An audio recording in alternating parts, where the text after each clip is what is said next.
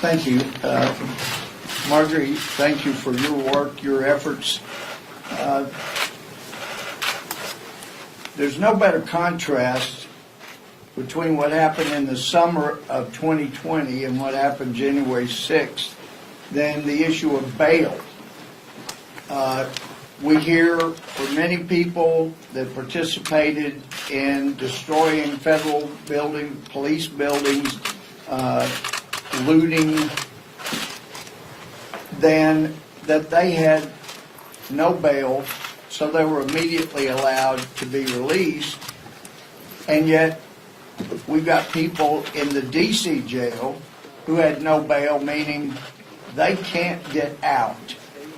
Now, on the state side, having been a felony judge, you had to have done something incredibly extreme to have bail so high that you could not make it, especially a no bail situation. It's just so extremely rare.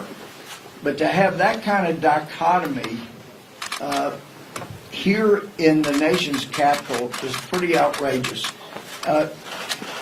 We know, for those that are still taught any type of civics, of government, you know that under our system, you are innocent until proven guilty.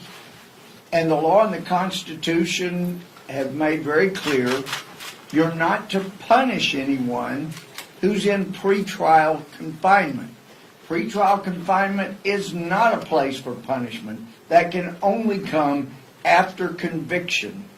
And yet here what we've seen in the D.C. jail amounts to a great deal of punishment. And to be clear, it's not just the inmates that have suffered. As Marjorie and I toured the D.C. jail, some of the conditions were so astounding, I asked more than one guard, have you ever worked in a facility that had these kind of problems? And quietly they would say, never, no. It is outrageous. Now, there's some that say, oh, it's just because you've not been in jails or prison, you don't know, this is what it's like.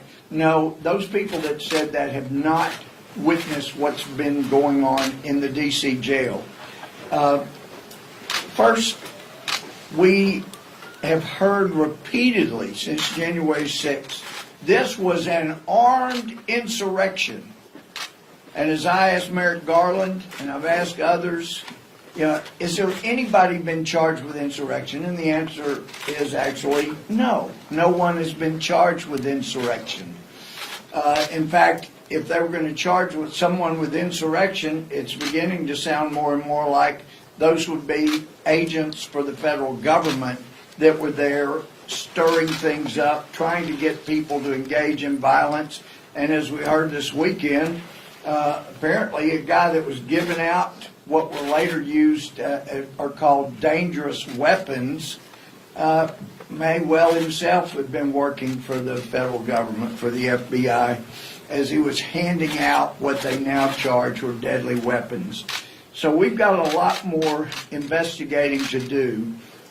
The condition of solitary confinement has been so often struck down as inappropriate, and yet the D.C. jail has gotten away with it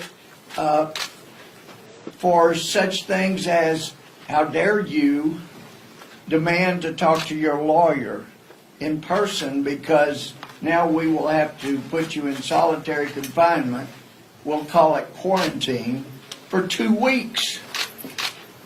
It's bad enough what they're suffering from, but to discourage the ability to talk to your attorney, and what we saw as we go in the building, they got a great facility there. The plexiglass, the phones on either side, you could see your attorney, and it wouldn't require anything after the visit other than wiping down the phone and the area where they were. And yet they have used this idea, oh, if you're going to talk to your attorney, we're going to have to lock you up in solitary for 14 days. This is the kind of punishment that they have had meted out to them, and it really has to stop. And we know the U.S. Marshal when they finally had enough, we didn't know that they were going. We didn't know immediately after they went.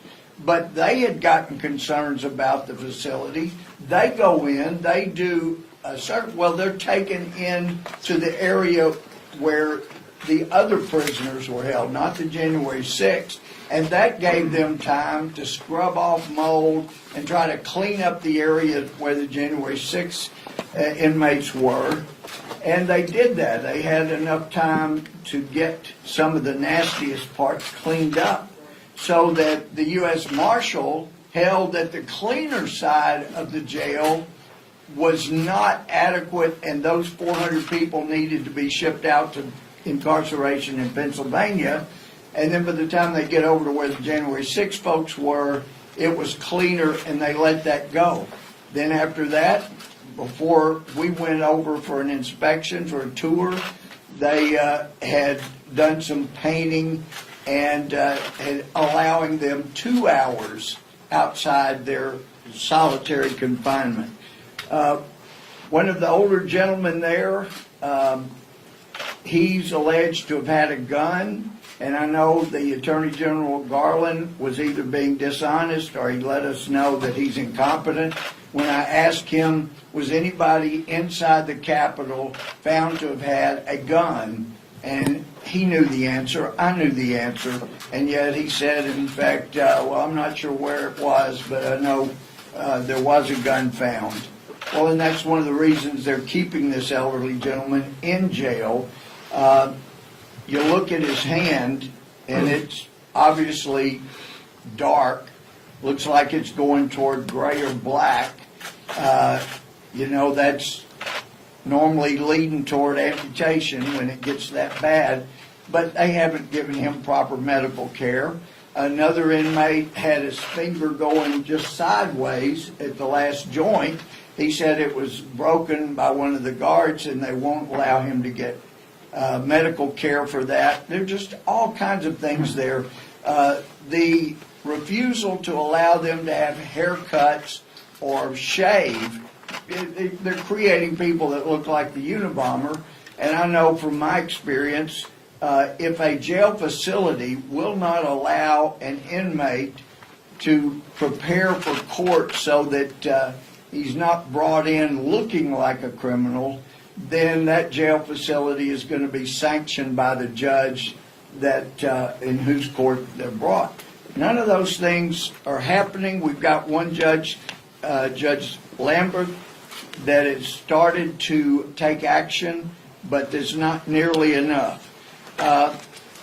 We need all of the videos that anybody has, but it's the federal government. I don't understand why our speaker is trying to hide evidence while they run around looking for anything that might help them make Republicans look bad.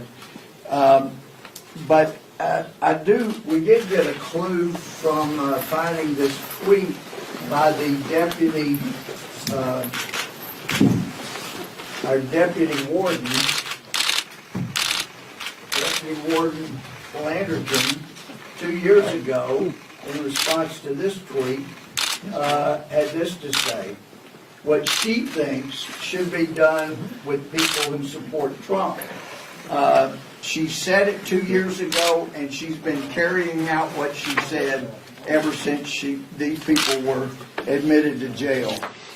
These people need to be relieved of their duty. She's the one that, when the four of us went up there to try to do a tour of the jail, we were lured outside, and then she runs around back in and locked the door to the main lobby where people come in.